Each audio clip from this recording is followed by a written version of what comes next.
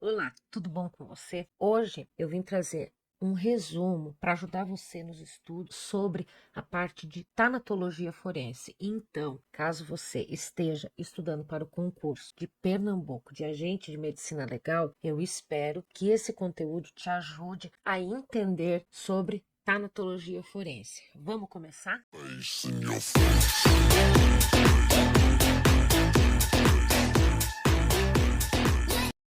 Olá, meu nome é Luana, sou servidora pública da Polícia Científica aqui de Santa Catarina, mais precisamente em Lages. Eu sou agente pericial em medicina legal, o APML. E eu vim trazer um pouquinho sobre tanatologia forense. É um resumo para ajudar você nos seus estudos. Acredito que você já tenha comprado algum curso, alguma coisa que aprofunde mais sobre tanatologia forense. Então, esse vídeo será para você complementar o que você está estudando. Vou explicar da forma como eu entendo e espero que você também consiga entender. De início, se você gostar desse vídeo, considere-se deixar o seu joinha.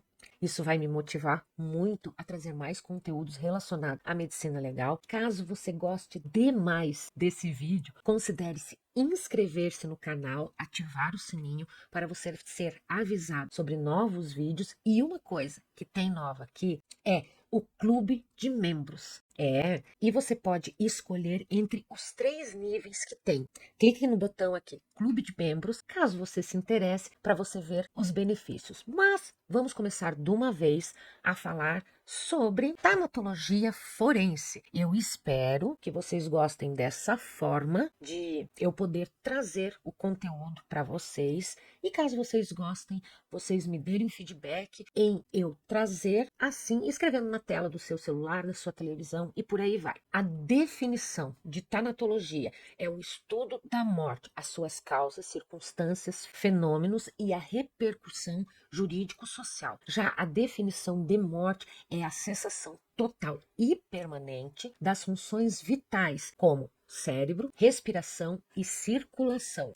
A classificação da morte quanto à extensão. Nós temos a morte celular ou histológica. Primeiro, a morrer são as células nervosas e último, as últimas coisinhas ali do nosso corpo. A morrer são os fâneros. Já na parte anatômica, a morte do organismo como um todo, seguida da morte dos tecidos. Quanto à causa jurídica, lembra que lá no edital pede alguns tipos de morte e eu trouxe esses tipos mais resumido para ajudar você no seu entendimento. Nós temos a morte violenta ou médico-legal, que é a causa externa da instalação abrupta, exceto no caso de envenenamentos crônicos, e ela pode ser acidental, criminosa ou voluntária. No caso médico-legal, porquanto no seu estudo e apreciação, ele deve mediar a intervenção médica e judicial, ambas agindo em benefício da segurança coletiva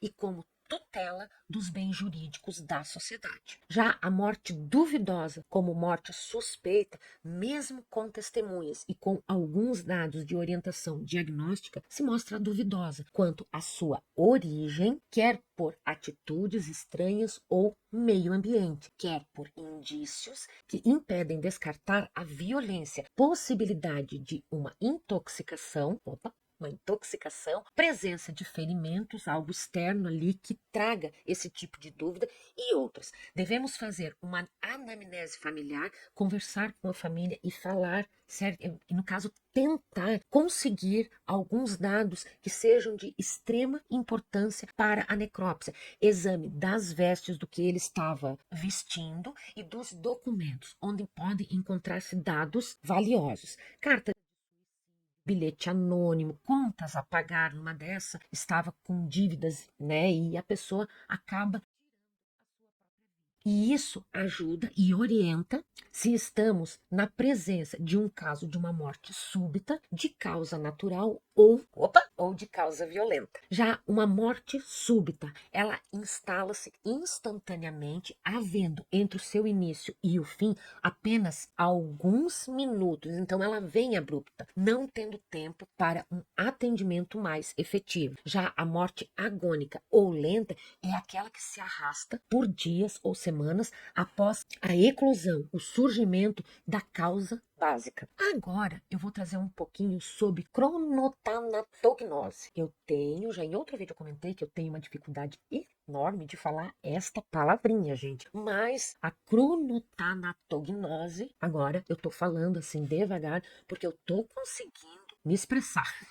O que é? Qual é a definição de cronotanatognose? É um capítulo da tanatologia que ela estuda os meios de determinação do tempo transcorrido entre a morte e o exame necroscópico. Serve-se de muitos sinais e métodos e baseia-se nos prazos em que se processam os diversos fenômenos transformativos, destrutivos ou conservadores que podem ser encontrados ali naquela vítima sem vida.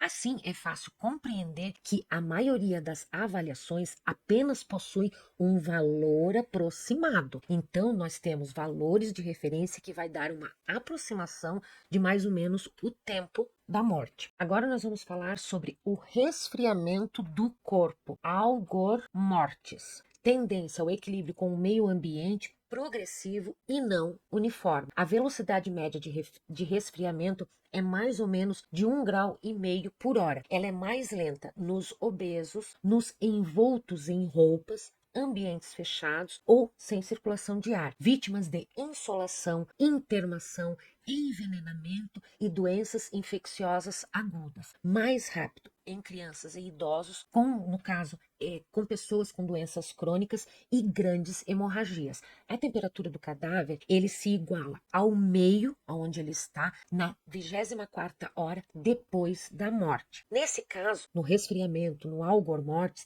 ele é um bom sinal para se determinar a hora da morte. Em ambientes com a temperatura entre 5 e 15 graus, nas primeiras 12 horas depois da morte, há uma diminuição desse resfriamento do corpo, que é em torno de 0,8 graus a 1 grau por hora. Nas 12 horas seguintes, o resfriamento ele pode variar de 0,3 a 0,5 graus por hora. Já a rigidez cadavérica, o rigor mortis, e qualquer coisa vocês façam, tipo um igual, para vocês associarem rigor mortis com rigidez cadavérica. Ela instala-se de cima para baixo e desaparece na mesma ordem, no mesmo sentido. Depende da causa da morte, da temperatura da vítima, das vestes, da idade, do estado nutricional dessa vítima e da temperatura do ambiente. O frio, ele acelera a rigidez, o calor, ele já dá uma retardada na rigidez. Tem algumas regras que tem nos livros, nas literaturas, tipo a regra de Bonnet, que inicia-se logo após a morte, atingido a totalidade até a 15ª hora e depois desaparece lentamente. Já a regra de Fávero diz que ela se inicia na primeira hora e se generaliza entre 2 a 3 horas, atingindo seu máximo entre 5 a 8 horas. Já a regra de Niederkorn,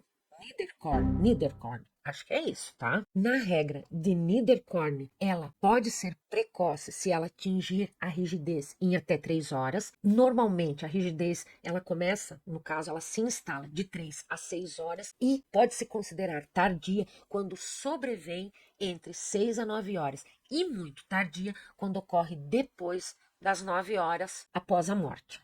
Os livores cadavéricos, que é igual a livor mortis. Que letra linda, meu Deus!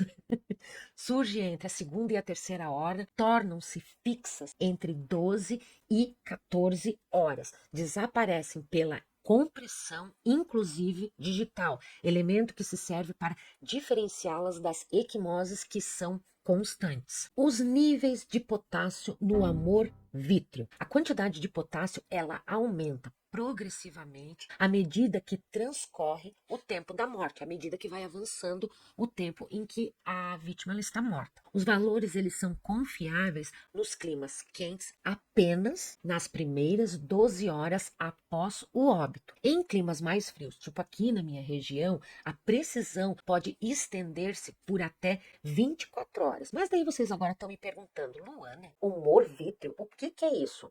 O humor vítreo é um líquido que tem aqui nessa parte aqui, que tá dentro da esclera, que é a parte, ó, essa parte branca aqui é a esclera. E o humor vítreo, ele é um líquido que tá na parte de dentro. E eu até quis trazer essa imagem porque pode acontecer numa coleta você não conseguir sangue e urina, dependendo se estiver dentro das 12 horas, que nem nós falamos antes, dentro das 12 horas após o óbito, você pode fazer a coleta do humor vítreo e isso ser mandado para toxicologia. Mas não esqueçam, em locais onde é quente, o humor vítreo ele tem que ser coletado antes das 12 horas, porque após os níveis já vão dar alterados. Então, você introduz aqui na parte de dentro, na esclera, no branco do olho, você introduz a agulha e puxa aquele líquido, coloca dentro de um tubo, que se eu não me engano não pode ter anticoagulante, e você manda esse líquido para fazer a dosagem do toxicológico pelo humor vítreo. Já a fase da putrefação, nós temos a fase